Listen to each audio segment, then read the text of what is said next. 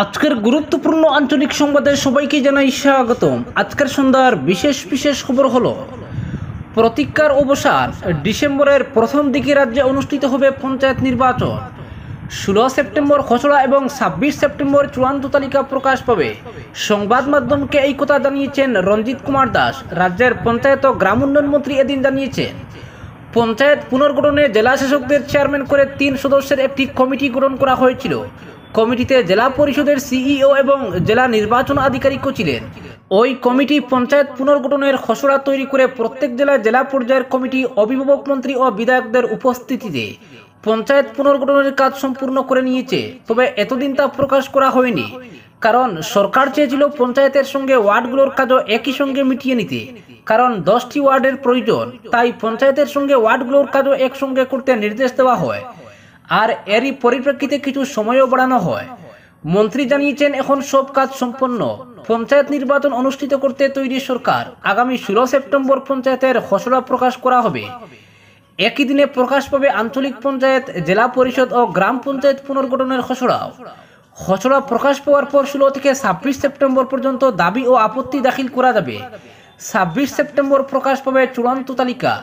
26 সেপ্টেম্বরের পর পুনর্গঠন হয়ে যাওয়া ব্লক, জেলা পরিষদ ও পঞ্চায়েতের তালিকা রাজ্য নির্বাচন কমিশনের কাছে দাখিল করা হবে। এরপর ডিসেম্বর মাসের প্রথম দিকে নির্বাচন অনুষ্ঠিত করা হবে। তবে নির্বাচন অনুষ্ঠিত করার বিষয়টি নির্ভর করছে রাজ্য নির্বাচন কমিশনের উপর। নির্বাচনী আধিকারিকরাই এ নিয়ে চূড়ান্ত সিদ্ধান্ত নেবেন। তবে সরকারের পক্ষ থেকে নির্বাচন অনুষ্ঠিত করার বিষয়টি জানিয়ে দেওয়া হয়েছে রাজ্য নির্বাচন কমিশনকে। সংবাদ মাধ্যমকে জানিয়েছেন পঞ্চায়েত ও গ্রাম উন্নয়ন বিভাগের মন্ত্রী রঞ্জিত কুমার দাস। অপরদিকে হায়দরদের মুখে প্রভাবশালীদের নাম, থাবা পড়তে পারে পুলিশের। ফিলটেক কেলেঙ্কারি। লোন কেলেঙ্কারিতে জড়িয়ে পড়া সিংহানিয়া ফিলটেক এগ্রি বিজনেস কনসার্টিয়াম লিমিটেড নামের ভুইফুল কোম্পানির 3 কর্মী হায়দর হোসেন ববিয়া, মুজাক্কির হোসেন মজুমদার ও বাহারুল ইসলাম লস্করকে প্রেরণ করা হলো হাজতে। পুলিশ শিলচর অম্বিকাপট্টি এলাকায় কোম্পানির কার্যালয়ে হানা দিয়ে নথিপত্র বাজেয়াপ্ত করার পর আটক করে 7 কর্মীকে বুধবার। এর মধ্যে হায়দর, মুজাক্কির ও বাহারুলকে বৃহস্পতিবার আদালতে পেশ করা হয়। আদালতের অনুমতিতে 3 জনকে একদিনের জন্য হেফাজতে নিয়ে জিজ্ঞাসাবাদ চালানোর পর শুক্রবার পুলিশ ফের তাদের আদালতে পেশ করে এদিন আদালতের নির্দেশে 3 জনকে প্রেরণ করা হয় হাজতে। হায়দরদের সঙ্গে বুধবার আটক করা হয়েছিল 4 মহিলা কর্মীকেও। এই মহিলা কর্মীদের শর্ত সাপেক্ষে বুধবারই থানা থেকে বাড়িতে যেতে দেওয়া হয়েছে। তাদের শর্ত দেওয়া হয়েছে, তদন্তের প্রয়োজনে যখনই তলব করা হবে তখনই তাদের হাজির হতে হবে থানায়। এদিকে পুলিশ সূত্রে জানা গেছে, হায়দরদের জিজ্ঞাসাবাদ চালিয়ে কোম্পানির অবৈধ কাজ কারবারে জড়িত বেশ কয়েকজনের নাম বেরিয়ে এসেছে। এদের মধ্যে রয়েছেন কয়েকজন প্রভাবশালী ব্যক্তিও। পুলিশের সূত্রটি জানান, হায়দরদের সূত্রে যাদের নাম বেরিয়ে এসেছে শীঘ্রই জালে পোড়া হতে পারে এদেরও। খবর অনুযায়ী হায়দরদের সূত্রে যে তথ্য বেরিয়ে এসেছে সে অনুযায়ী কোম্পানির কোঅর্ডিনেটর, বিজেপি হাইলাকান্দি জেলা সংখ্যালঘু মোর্চার সভাপতি আমজাদুল হোসেন মজুমদারের সূত্রেই প্রভাবশালীদের সংযোগ ঘটেছিল কোম্পানির সঙ্গে। অবৈধ কারবারকে বিশ্বাসযোগ্য করে তুলতে আমজাদুলের সূত্রে এই প্রভাবশালীদের সামিল করা হতো কোম্পানির বিভিন্ন কার্যসূচিতে। বিনিময়ে লাভের বখরায় বাড়ি হতো প্রভাবশালীদের পকেটও। অপরদিকে দ্বিতীয় রাজধানী হচ্ছে ডিব্রুগড়। সচিবালয় উদ্বোধন মুখ্যমন্ত্রীর। এবার থেকে 15 আগস্ট গুয়াহাটিতে এবং 26 জানুয়ারি ডিব্রুগড়ে পতাকা উত্তোলন করবেন মুখ্যমন্ত্রী। ডিব্রুগড়ে মুখ্যমন্ত্রীর সচিবালয় উদ্বোধন করে এই ঘোষণা করেছেন হিমন্ত বিশ্ব শর্মা। তিনি বলেন, মাসের 4 দিন মুখ্যমন্ত্রী ডিব্রুগড়ে অবস্থান করে প্রশাসনিক ব্যবস্থা পরিচালনা করবেন। ডিব্রুগড়ে মুখ্যমন্ত্রীর সচিবালয় থেকে উত্তর ও উজান আসামের 9টি জেলার প্রশাসন ব্যবস্থা পরিচালিত হবে। একইভাবে বরাক উপত্যকার শিলচরে স্থাপন হবে মিনি সচিবালয়। এই 2 প্রশাসনিক প্রতিষ্ঠান স্থাপনের মাধ্যমে প্রশাসন ব্যবস্থাকে জনগণের কাছে নিয়ে যাওয়ার প্রয়াস বলে মন্তব্য করেন মুখ্যমন্ত্রী। শুক্রবার হিমন্ত বিশ্ব শর্মা কেন্দ্রীয় মন্ত্রী সর্বানন্দ সোনোয়ালকে সঙ্গে নিয়ে ডিব্রুগড়ে সচিবালয়ের উদ্বোধন করেন। পরে তিনি হিমন্ত বিশ্ব আরও বলেন, ডিব্রুগড়ে মুখ্যমন্ত্রীর সচিবালয়ের অধীনে যে 9টি জেলার প্রশাসনিক ব্যবস্থা পরিচালনা হবে সেখানে কয়েকটি বিশ্ববিদ্যালয়, মেডিকেল কলেজ, বিভিন্ন শিল্পসহ চা বাগান রয়েছে। ডিব্রুগড়ে মুখ্যমন্ত্রীর সচিবালয়কে প্রধান সচিবালয়ের সঙ্গে সরাসরি সম্পর্কযুক্ত করা হয়েছে। ফলে ডিব্রুগড়ে থাকলেও গুয়াহাটিতে মুখ্যমন্ত্রীর অনুপস্থিতি অনুভব হবে না। হিমন্ত বিশ্ব বলেন, এবার থেকে প্রতি বছর 15 আগস্টের পতাকা উত্তোলন গুয়াহাটিতে হলেও ডিব্রুগড়ে 26 জানুয়ারির পতাকা উত্তোলন করবেন মুখ্যমন্ত্রী। ধীরে ধীরে ডিব্রুগড় শহর আসামের দ্বিতীয় রাজধানীতে পরিণত হবে। এটা আলাদা করে ঘোষণার প্রয়োজন হবে না, কাজের মাধ্যমে তা রূপান্তর করা হবে। এদিন মুখ্যমন্ত্রী ডিব্রুগড়ের সচিবালয়ে বসে বেশ কয়েকটি গুরুত্বপূর্ণ ফাইলেও স্বাক্ষর করে প্রশাসনের কাজের সূচনা করেন। প্রায় 16টি বিভিন্ন ফাইলে স্বাক্ষর করেছেন মুখ্যমন্ত্রী। এর মধ্যে বরপেটা সত্র বড়দুর্বা সত্রের 5 কিলোমিটার ব্যাসার্ধে জমি বিক্রির ক্ষেত্রে নিষেধাজ্ঞা জারি করা হয়েছে। মাজুলিতেও জমি বিক্রির অনুমোদনে নিষেধাজ্ঞা জারি করা হয়েছে। এছাড়া 14 সেপ্টেম্বর করম পূজা উপলক্ষে সবেতন ছুটি ঘোষণা করা হয়েছে। এদিকে মুখ্যমন্ত্রীর সচিবালয়ের উদ্বোধনের পর মুখ্যমন্ত্রী ট্রেডিং ও 6 জনগোষ্ঠীর জনজাতিকরণ নিয়ে প্রতিক্রিয়া প্রকাশ করেছেন। তার মন্তব্য, ট্রেডিং বলে কোনো কথা নেই, অন্যের টাকা নিয়ে কোনো ব্যক্তি ট্রেডিং করতে পারে না, এটা সম্পূর্ণ অবৈধ বলেও মন্তব্য মুখ্যমন্ত্রীর।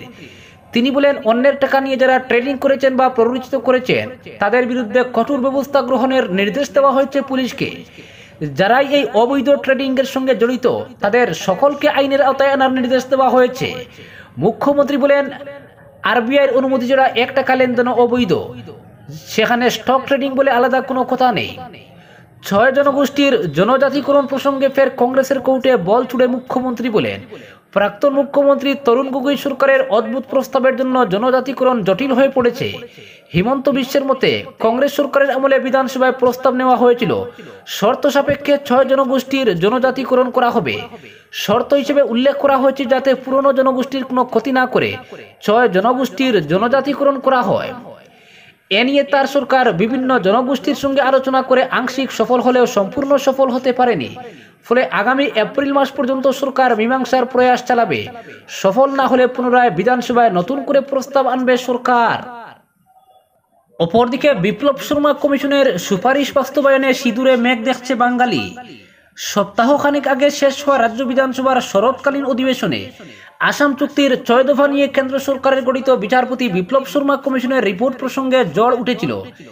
এতদিন বলা হচ্ছিল কমিশনের রিপোর্ট দিল্লিতে বিবেচনার জন্য পাঠানো হয়েছিল, কিন্তু সদনে আসাম চুক্তি রূপায়ণ দপ্তরের মন্ত্রী অতুল বোরা এক প্রশ্নের জবাবে জানিয়েছিলেন ওই রিপোর্ট দিশপুরেই পড়ে রয়েছে, দিল্লিতে পাঠানো হয়নি। এরপরই এ নিয়ে বিধানসভায় দুন্দুবার কাণ্ড ঘটে যায়। পরের দিন গুয়াহাটির সব কাগজে হিমন্ত বিশ্ব সরকারকে তুলোধনা করে ফলাও করে খবর ছাপা হয়। চ্যানেলে চ্যানেলে প্রাইম টাইম ডিবেট শুরু হয়ে যায়। সবার অভিযোগের সুর একটি ছিল, অসমিয়া জাতি মাটি বেটি সুরক্ষিত করার প্রতিশ্রুতি দিয়ে ক্ষমতায় আসা বিজেপি আসাম চুক্তির 6 দফা নিয়ে বিপ্লব শর্মা কমিশনের রিপোর্টকে হিম করে পাঠিয়ে দিয়েছে। অসমিয়া জাতিসত্তাকে শেষ করে দেওয়ার চক্রান্তে লিপ্ত হিমন্ত বিশ্ব সরকার। এরপরই বুধবার লখিমপুরে রাজ্য ক্যাবিনেটের বৈঠক হলো। বৈঠক শেষে রাতে মুখ্যমন্ত্রী হিমন্ত বিশ্ব শর্মা ঘোষণা করলেন, আসাম চুক্তির 6 দফা নিয়ে বিপ্লব শর্মা কমিশনের রিপোর্টের সিংহভাগই অর্থাৎ মুখ্যমন্ত্রীর ভাষায় 85% আগামী বছরের এপ্রিল মাসের মধ্যে কার্যকর করবে রাজ্য সরকার। কমিশন অসমিয়াদের অস্তিত্ব রক্ষায় মোট 67টি সুপারিশ করেছিল। এর মধ্যে 10টি বাদ দিয়ে 57টি এই সময়কালে কার্যকর করা হবে। রাজ্য মন্ত্রিসভা এ নিয়ে শিলমোহর পড়েছে। মুখ্যমন্ত্রী অবশ্য এটি খুলসা করে জানাননি কমিশনের কোন 57টি সুপারিশ আগামী 7 মাসের মধ্যে কার্যকর করতে চলেছে রাজ্য সরকার। শুধুমাত্র একটি ইঙ্গিত দিয়েছেন, সুপারিশের মধ্যে এমন 10টি বিষয় রয়েছে যা কেন্দ্র সরকারের আওতায় পড়ে। সেই 10টি সুপারিশের বিষয় দিল্লিতে পাঠানো হবে। এ ব্যাপারে দিল্লি শেষ কথা বলবে। এখন ক্রোনোলজিটা বুঝুন। শরৎকালীন অধিবেশনের পুরোটাই মূলত মিয়া বিতর্কে চাপা পড়েছে। মুখ্যমন্ত্রী বিধানসভায় দাঁড়িয়ে প্রকাশ্যে বলেছেন তিনি বা তার সরকারের রাজ্যের মিয়া মুসলিমের পক্ষে নেই। সংবিধান শপথ নিয়ে মুখ্যমন্ত্রী পদে দায়িত্ব নেওয়া কেউ এভাবে বিধানসভায় দাঁড়িয়ে রাজ্যের একটি বড় অংশের বাসিন্দাকে নিয়ে এমন বিদ্বেষমূলক বক্তব্য রাখতে পারেন কিনা, এ নিয়ে শুধু আসামেই নয় দেশ জুড়ে বিতর্কের জল উঠে। সর্বভারতীয় দৈনিকগুলি পর্যন্ত আসামের মুখ্যমন্ত্রীর এমন বয়ান নিয়ে রীতিমতো সম্পাদকীয় লিখে এই প্রশ্ন তুলে। এরপরই বিধানসভায় মন্ত্রী অতুল বোরা হুট করে জানিয়ে দিলেন, বিপ্লব শর্মা কমিশনের রিপোর্ট দিল্লিতে পাঠানোই হয়নি, দিশপুরে পড়ে রয়েছে। সেই কথা শুনে তেলেবেগুনে জ্বলে ওঠা অসমিয়া জাতীয়তাবাদীদের জ্বর তুঙ্গে ওঠার আগেই লখিমপুর ক্যাবিনেটে একেবারে সময়সীমা বেঁধে দিয়ে কমিশনের সুপারিশের 85% কার্যকর করার সিদ্ধান্ত নিয়ে ফেলে সরকার।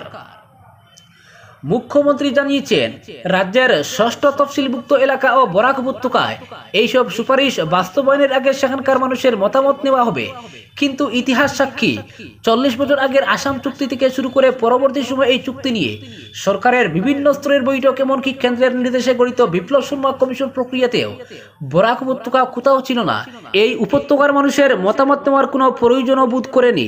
এখন হঠাৎ করে সুপারিশ কার্যকর করার সিদ্ধান্ত নিয়ে ফেলে উপত্যকার মানুষের মতামত গ্রহণ করার আইডিয়া যে বিধানসভা বুটকে পাখির চোখ করে তা কারো বুঝে উঠতে অসুবিধার প্রয়োজন নেই। আসুর দাবি মেনে পেছনের দরজা দিয়ে আসাম চুক্তির 6 দফা কার্যকর করার প্রয়াস শুরু হয়েছে। এর আগেও বোঝা গেছে। এর মধ্যে প্রথমটি হলো খিলঞ্জিয়া। অসমিয়া খিলঞ্জিয়ার বাংলা অর্থ হলো ভূমিপুত্র। আসামে এই ভূমিপুত্র কারা তার সংজ্ঞা আজ পর্যন্ত নির্ধারিত হয়নি। কংগ্রেস সরকারের শেষ দিকে বিধানসভার তৎকালীন স্পিকার প্রণব গগৈ খিলঞ্জিয়ার সংজ্ঞা নির্ধারণ করে ভিত্তিবর্ষ প্রস্তাব করে দলের মধ্যেই প্রচণ্ড বিতর্কের মুখে পড়েছিলেন। চাপে পড়ে তাকে সে সময় পিছু হটতে হয়েছিল। এরপর থেকে বিতর্ক হলেও এই ভূমিপুত্র কারা তার কোনো সরকারি সংজ্ঞা নির্ধারিত হয়নি। কিন্তু সরকারের দায়িত্ব নিয়ে হিমন্ত বিশ্ব শর্মা বিভিন্ন প্রকল্পে খিলঞ্জিয়াদের বিশেষ সুবিধা দেওয়ার কথা ঘোষণা করে এটিকে কার্যত পেছনের দরজা দিয়ে বাস্তবায়িত করে ফেলেন। কখনো কখনো তাকে এও বলতে শোনা গিয়েছে 3 প্রজন্ম ধরে যারা আসামের বাসিন্দা তারাই খিলঞ্জিয়া। দ্বিতীয় যে কাজটি এই সরকার করেছে তা হলো উজান আসামে খিলঞ্জিয়াদের মধ্যে জমির অধিকার সুরক্ষিত করা। এটি বিপ্লব শর্মা কমিশনের অন্যতম স্পর্শকাতর সুপারিশ ছিল। সময়ে সময়ে অসমিয়া যাত্রা বিমানের আবেগ উস্কে দিয়ে এইসব নির্দেশ কার্যকর করেছে বর্তমান সরকার। অথচ এমন নির্দেশ কার্যকর করতে হলে সংবিধানের অনুমোদন প্রয়োজন, কিন্তু শুধুমাত্র প্রশাসনিক নির্দেশের মাধ্যমে তা বাস্তবায়িত করা হয়েছে। শরৎকালীন অধিবেশনে ভূমি আইনে যে সংশোধন করা হয়েছে তাতে এর প্রতিফলন রয়েছে। এখন আসা যাক বিপ্লব শর্মা কমিশনের রিপোর্ট কার্যকর করলে এতে করে গোটা রাজ্যের বিশেষ করে বরাক উপত্যকার বাঙালিদের উপর কি প্রভাব পড়তে পারে তা নিয়ে কমিশনের রিপোর্টে যে কয়টি সুপারিশ রয়েছে তার মধ্যে অত্যন্ত স্পর্শকাতর রয়েছে কয়েকটি। এর মধ্যে প্রথম সুপারিশ হলো অসমিয়ার সংজ্ঞা নির্ধারণ। তার আগে আসা যাক কমিশনের রিপোর্টে আসামের ভূমিপুত্র কাদের বলা হয়েছে। এতে 1951 সালে তৎকালীন সেন্সাসের ডিরেক্টর জেনারেল আরবি বাগাইওয়ালার সেন্সাস রিপোর্টের উদ্ধৃতি দেওয়া হয়েছে। আসাম, মণিপুর ও ত্রিপুরার সেন্সাস রিপোর্ট দিতে গিয়ে বাগাইওয়ালা লিখেছিলেন, আসামের ভূমিপুত্র মানুষ মানে তারাই যারা আসামের বাসিন্দা এবং তারা অসমিয়া ভাষা বা রাজ্যের জনজাতি এলাকার যে কোনো স্থানীয় ভাষা সহ কাছাড়ের ক্ষেত্রে ওই অঞ্চলের ভাষায় কথা বলতে সক্ষম। এখন আসা যাক বিপ্লব শর্মা কমিশন আসাম চুক্তির 6 দফা অনুযায়ী অসমিয়া মানুষ বলতে কাদের বোঝাতে চাইছে। তারা যে সংজ্ঞা দিয়েছে তাতে বলা হয়েছে 1951 1 জানুয়ারির আগে থেকে যেসব অসমিয়া মানুষ আসামে বসবাস করতেন তারাই অসমিয়া নাগরিক। 2 1951 1 জানুয়ারির আগে আসামের স্থানীয় জনজাতি মানুষ যারা আসামে বাস করতেন তারা। 3 অন্য যারাই 1951 1 জানুয়ারির আগে আসামে স্থায়ীভাবে বাস করতেন তারা। 4 ভারতবর্ষের অন্য যে কোনো প্রান্তের নাগরিক যারা 1951 1 জানুয়ারির আগে আসামে বাস করতেন তারা। এবং 5 আগে উল্লেখিত শ্রেণীর যারা উত্তরসূরি তারা। অর্থাৎ সোজা কথায় আসামে নাগরিকত্বের ভিত্তিবর্ষ সেই 1951 1 জানুয়ারির কথাই সুপারিশ করেছে বিপ্লব শর্মা কমিশন। আর এর ভিত্তিতেই জমির অধিকার থেকে শুরু করে রাজনৈতিক অধিকার সুরক্ষিত করার কথাও বলেছে এই কমিশন। তাদের সুপারিশ এই অসমিয়া নাগরিকদের জন্য পঞ্চায়েত থেকে শুরু করে লোকসভা পর্যন্ত 80% আসন সংরক্ষিত রাখতে হবে। রাজ্যের জনবিন্যাসকে অক্ষুণ্ণ রাখতে হলে এটা করতে হবে বলে তাদের দাবি। এই সুপারিশ কার্যকর হলে 1951 1 জানুয়ারি থেকে 1971 31 মার্চের ভেতরে আসামে এসে বসবাস করা মানুষরা কার্যত দ্বিতীয় শ্রেণীর নাগরিকে পরিণত হবে। কারণ তারা যে শুধু রাজনৈতিক অধিকার হারবেন তাই নয়, বিপ্লব শর্মা কমিশনের রিপোর্টে রাজ্য ও কেন্দ্র সরকার, রাষ্ট্রায়ত্ত সংস্থা এমনকি বেসরকারি প্রতিষ্ঠানেও 80% চাকরি অসমিয়াদের জন্য সুরক্ষিত রাখার সুপারিশ করেছে। জমির ক্ষেত্রেও একই সুপারিশ রয়েছে। অসমিয়া ছাড়া অন্য কেউ জমি কেনাবেচা করতে পারবেন না। এখন প্রশ্ন উঠবে, রাজ্যে এমন অসংখ্য বাঙালি রয়েছেন যারা হয়তো 100 বছরের আগে থেকে এই আসামের বাসিন্দা, কিন্তু তাদের কাছে প্রমাণ করার মতো নথি নেই। নাগরিকপঞ্জির সময় এমন জটিলতা আমরা দেখেছি। শুধুমাত্র নথির অভাবেই অনেক প্রকৃত নাগরিক এনআরসিতে জায়গা পাননি, ভাসমান নাগরিক হয়ে রয়েছেন। অসমিয়াদের ক্ষেত্রে সেই অসুবিধা নেই, কারণ তাদের ভাষাই এ রাজ্যে বাসিন্দা হওয়ার মূল পরিচয়। তাই তাদের ক্ষেত্রে নথির প্রয়োজন পড়বে না। সেক্ষেত্রে এ রাজ্যের লক্ষ লক্ষ বাঙালি আদিবাসিন্দাকে দ্বিতীয় শ্রেণীর নাগরিক হয়ে থাকতে হবে।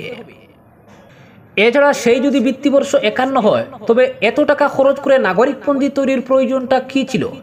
আর একই দেশে দু ধরনের নাগরিক হওয়ার সুযোগও তো দেশের সংবিধান দেয় না। আরেকটি স্পর্শকাতর বিষয় রয়েছে এই রিপোর্টে। ভাষা আইন রাজ্যে কার্যকর করার কথা বলেছে কমিশন। এতে আপত্তির তেমন কিছু নেই। কমিশন বলেছে বরাক উপত্যকায় স্থানীয় ভাষা অর্থাৎ বাংলা বড় ভূমিতে বড় এবং বাদ বাকি আসামে অসমিয়াকে শিক্ষা ও সরকারি কাজে বাধ্যতামূলক করতে হবে। এটা এখনো বাধ্যতামূলকই, কিন্তু সঙ্গে আরেকটি সুপারিশ জুড়ে দিয়ে কমিশন বলেছে রাজ্যের সব স্কুলে অর্থাৎ রাজ্য ও কেন্দ্র সরকারের অন্তত অষ্টম থেকে দশম শ্রেণী পর্যন্ত অসমীয়া বিষয় বাধ্যতামূলক করতে হবে। এক্ষেত্রে প্রশ্ন উঠবে বরাক উপত্যকার স্কুলে কেন অসমীয়া বাধ্যতামূলকভাবে পড়বে এখানকার ছেলেমেয়েরা? শিলচরের আসাম বিশ্ববিদ্যালয়ের মূল ক্যাম্পাসে সাহিত্যরথী লক্ষ্মীনাথ বেদবরুয়ার নামে চেয়ার স্থাপন করে অসমীয়া বিভাগ চালু করার সুপারিশ রয়েছে এই রিপোর্টে। হয়তো সরকার স্পর্শকাতর সব বিষয়ে হাত না দিয়ে কমিশনের অন্যান্য কম স্পর্শকাতর সুপারিশগুলি কার্যকর করবে, কারণ রাজনৈতিক বা চাকরির ক্ষেত্রে সংরক্ষণের বিষয়গুলি কেন্দ্রের অনুমোদন ছাড়া কার্যকর করা অসম্ভব। এমনও হতে পারে কেন্দ্রের কাছে এই সুপারিশগুলো পাঠিয়ে দিয়ে নিজেদের দায় সারবে রাজ্য সরকার। এতে করে ২৬-এর বিধানসভা ভোটের আগে এক ঢিলে দুই পাখি মারা সম্ভব হবে। এক, বলা হবে আমরা যতটা পেরেছি কার্যকর করে দিয়েছি, অসমীয়া জাত্যাভিমানের আমরাই প্রকৃত সংরক্ষক। আর দুই, বাঙালি সহ অন্যান্যদের বার্তা দেওয়া হবে আমরা ক্ষমতায় থাকতে সবার সম অধিকার থাকবে। সে বিপ্লব শর্মা কমিশনের সুপারিশ নিয়ে যে রাজনীতি হোক না কেন, এটি যে আসামের বাঙালিদের অনন্তকাল ধরে নাগরিকত্বের আতঙ্কে নিদ্রাহীন করে রাখবে তা দিনের আলোর মতোই স্পষ্ট। আজকের বিশেষ সংবাদ এখানেই সমাপ্ত।